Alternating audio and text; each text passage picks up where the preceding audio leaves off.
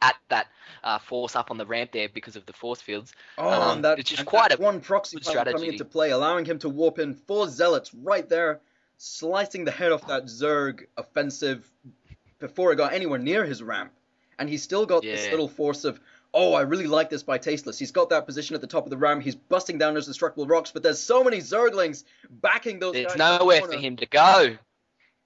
Absolutely, I don't My think those. God, Oh, he's ooh. 4 stalkers now stuck in the corner there, bringing his reinforcements as zealots, and he can't get around. That's the problem with this natural here. These rocks really allow, him to turtle up and sit inside this natural, and reinforcements really hard to get in if you're pushing an attack. These 4 stalkers now just stuck in his natural, and I think he's going to lose them. Yeah, absolutely.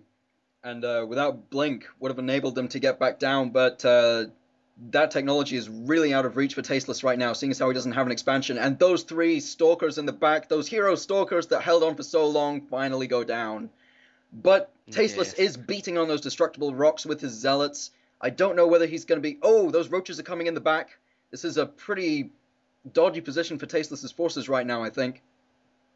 Yeah, focusing down those stalkers with the roaches is a good plan. Now moving back and forward, kiting away at these zealots, making use of that good 3 range on those roaches there. Still just massing roaches, which is what he needs to be doing against this 4-gate push.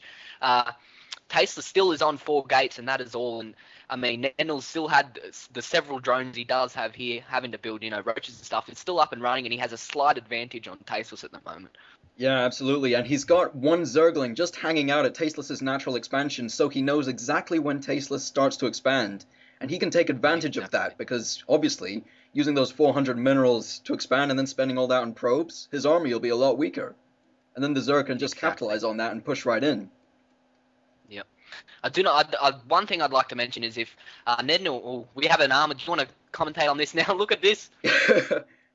Absolutely fantastic battle coming in right here. Those Zerglings are pushing the Stalkers and the Zealots back onto the ramp, but Tasteless is warping in more units. I don't know if he's going to be able to deal with this mass of Zerglings and Roaches, but it looks. I'm not sure if either side is going to break this. We've got quite a big stalemate coming in right here. I'm not sure if we have any reinforcements coming in. Let's bring up the production tab. There are only 6 more Zerglings coming in. Oh, wow! Fantastic battle on this If ramp. NendiL now can take out this pylon, but they're both retreating, playing it safe and not wanting to lose any more forces. Now that we do have a short break in all the action that's happening in this game, I'd like to note NendiL's energy on his queens is starting to get a little bit high, and I'd like to see the creep being spread out. I mean, the creep, if he had the creep expanded earlier on, he could have done much more kiting and much more damage being dealt to those zealots than what was happening to his roaches. It's one thing Absolutely. about Zerg on this map. You have to connect the expansions. I mean, Yeah, absolutely. I mean, just look at the distance between these 2 expansions. Oh, and I'm going to cut myself off because there's another little engagement going here. But NendiL has to back off seeing that massive force of Stalkers, Sentries, and Zealots. yeah. He's now researching roach speed and armor. Really, really good idea. Still massing roaches. I mean, he's tech to lair, but he hasn't actually whacked down a Spire or a Hydralistan yet. Um, I'm hoping to see one of them soon and make use of that, 150 minerals and gas he's spent. He's now getting the armor and more drones being produced. I mean, if we pull up the units tab, we have 33 drones to the 22 Tasteless tab. Tasteless is now just getting his expansion.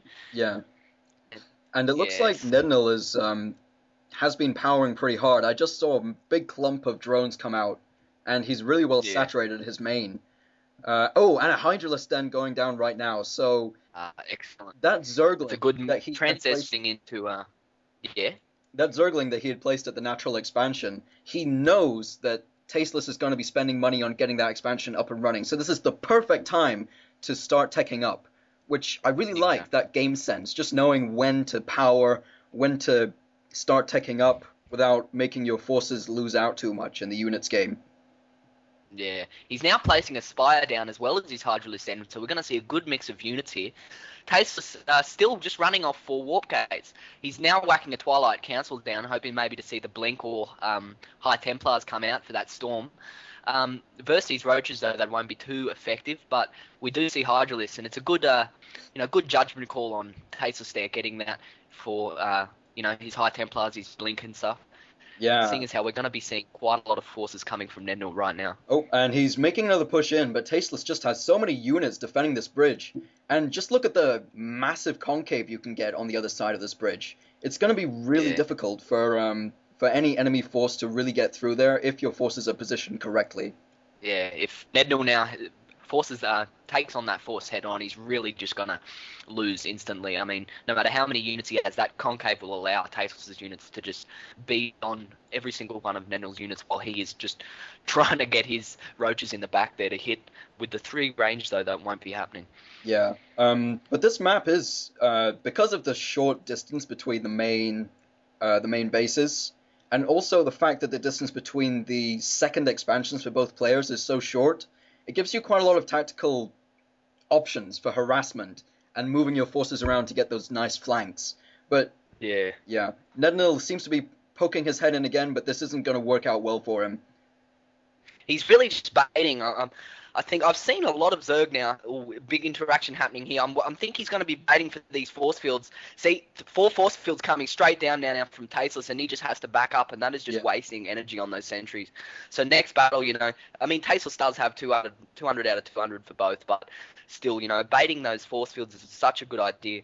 I've seen a lot of Zerg players do it, because you do not want to engage when there's force fields just massed completely around Tasteless's army. That's true. And Tasteless's army is now pushing towards the second expansion of NendiL, but he's seen this and his forces are coming down to engage. Oh, there's so many Protoss units here and those force fields are so well placed. I don't know how NendiL's going to be able to hold this off with that small amount of units he has. He has indeed. I mean, he doesn't. He has 3 Hydralisks for reinforcement. I mean, the mass stalkers though are really just going to be able to take really good care of these roaches. As you see, the amount of Hydralisks he's bringing in is just the perfect unit composition to take care of this. I mean, Tasteless forcing to blink away there, and he's keeping his 3rd expansion being the one up on Tasteless at the moment. Yeah.